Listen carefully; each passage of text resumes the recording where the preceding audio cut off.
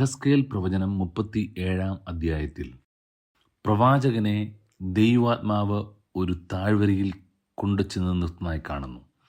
അസ്ഥികൾ നിറഞ്ഞു കിടന്ന ഒരു താഴ്വര, ജീവനില്ലാത്ത ഉണങ്ങി വരണ്ട അസ്ഥികൾ. തൻ്റെ ദൗത്യം ഈ അസ്ഥികളെ നോക്കി പ്രവചിക്കാൻ, അല്ലെ അസ്ഥികളോട് പ്രവചിക്കാനാണ്. ഒരുപക്ഷെ പ്രവാചകൻ്റെ ഉള്ളിൽ വന്ന ചിന്ത, ജീവനുള്ളതിനോട് പ്രവചിച്ചിട്ട് കേൾക്കുന്നില്ല, പിന്നെങ്ങനെ ഈ ഉണങ്ങിയ അസ്ഥികളോട് പ്രവചിക്കുന്നത്? എന്നാൽ താൻ അത് പ്രവചിക്കാൻ തയ്യാറായി, കൽപ്പിക്കാൻ തയ്യാറായി. നമ്മുടെയൊക്കെ ജീവിതത്തിലേക്ക് നോക്കുമ്പോൾ ഇതുപോലെയുള്ള ചില സാഹചര്യങ്ങൾ നമുക്ക് കാണാൻ കഴിയും.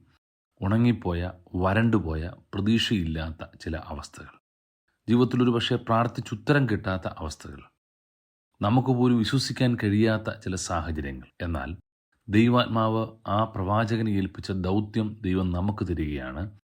ഇല്ലാത്തതിനെ നോക്കി, സാധ്യമല്ലെന്ന് ലോകം പറയുന്നതിനെ നോക്കി പ്രവചിക്കാൻ ആരംഭിക്കുക. ദൈവത്തിന് അസാധ്യമായതൊന്നുമില്ലെന്ന് വിശ്വസിച്ച് ഈ ഉണങ്ങിയ അസ്ഥികളോട് പ്രവചിക്കാനായി പ്രവാചകൻ തയ്യാറാകുന്നു.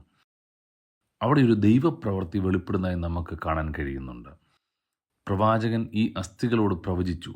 അസ്ഥികൾ വന്ന് തമ്മിൽ തമ്മിൽ ചേർന്നു, ത്വക്കും മാംസവും വെച്ചു. അതിന് ജീവൻ ഉണ്ടായി, അതിലേക്കൊരു ശ്വാസം വന്നു, അതൊരു സൈന്യമായി എഴുന്നേറ്റ് നിന്നു.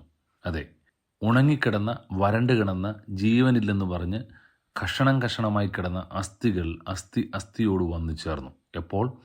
ദൈവാത്മാവ് പ്രവർത്തിച്ചപ്പോൾ, പ്രവാചകൻ പ്രവചിച്ച ശബ്ദം അസ്ഥികളിലേക്ക് ചെന്നപ്പോൾ ദൈവത്തിൻ്റെ ഒരു പ്രവൃത്തി ഉണ്ടാകുക. നമ്മുടെ എല്ലാം ജീവിത സാഹചര്യത്തിലേക്ക് നോക്കിയാൽ ഇതുപോലെയുള്ള ഉണങ്ങിക്കിടക്കുന്ന ചിലതിനെ കാണാൻ കഴിയും. ചുറ്റുമൊന്ന് നോക്കി, തകർന്നുപോയ അസ്ഥിക്കൂമ്പാരമായ കുടുംബങ്ങൾ, ഛിദ്രിച്ചുപോയ കുടുംബങ്ങൾ.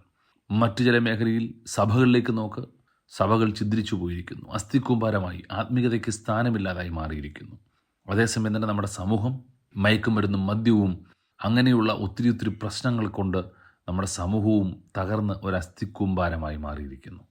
ഇതിനെ നോക്കി പ്രവചിക്കാനാണ് ദൈവം നമ്മെ ഏൽപ്പിക്കുന്നത്. വ്യക്തിപരമായി ചിലരുടെ ആത്മീക ജീവിതവും ഇതുപോലെ അസ്ഥിപഞ്ജരം പോലെ ഇരിക്കുകയാണ്, ഒരസ്ഥികൂട് പോലെ. കാരണം ജീവനില്ല. നമുക്കറിയാം, സാധാരണയായി ആശുപത്രികളിലൊക്കെ ആളുകൾ വെന്റിലേറ്ററിൽ കിടക്കാറുണ്ട്. ജീവനുണ്ടോ എന്ന് ചോദിച്ചാൽ ജീവനുണ്ട്, എഴുന്നേറ്റ് നടക്കാൻ പറഞ്ഞാൽ നടക്കാൻ കഴിയത്തില്ല. ചിലർ ആത്മീക ജീവിതവും ഇതുപോലെയായി മാറിയിരിക്കുക. ആത്മീകനാണോ? പേരിൽ ആത്മീകനാണ്, പക്ഷേ ജീവനില്ല.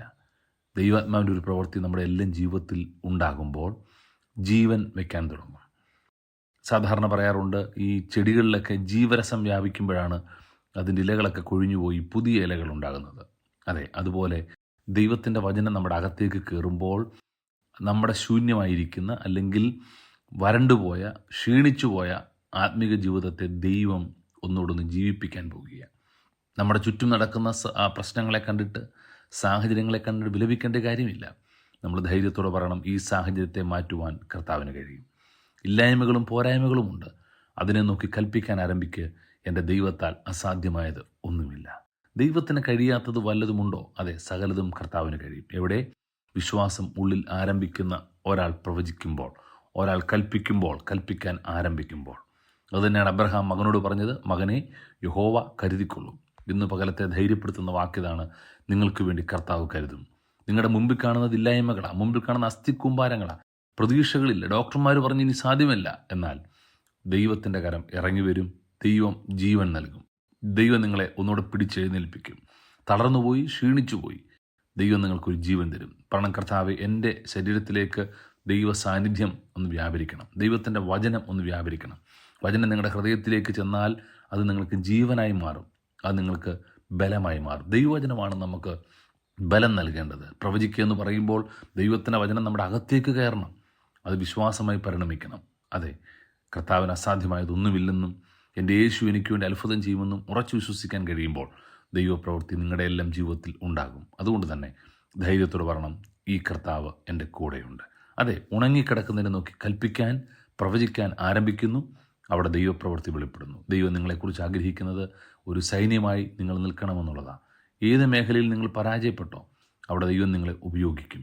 ദൈവത്തിന് ആവശ്യം സൈന്യങ്ങളെയാണ്, കർത്താവിന് വേണ്ടി യുദ്ധം ചെയ്യാൻ ധൈര്യതയോടെ നിൽക്കുന്ന സൈന്യങ്ങൾ. അതെ, ദൈവം നിങ്ങളെ അതിനായിട്ട് സജ്ഞമാക്കട്ടെ, ഒരുക്കട്ടെ എന്ന് പ്രാർത്ഥിക്കുന്നു. God B with you. ഞങ്ങളെ വിളിക്കുവാൻ ആഗ്രഹിക്കുന്നവർ ഞങ്ങളുടെ നമ്പർ ശ്രദ്ധിക്കുക: 988-022-1957.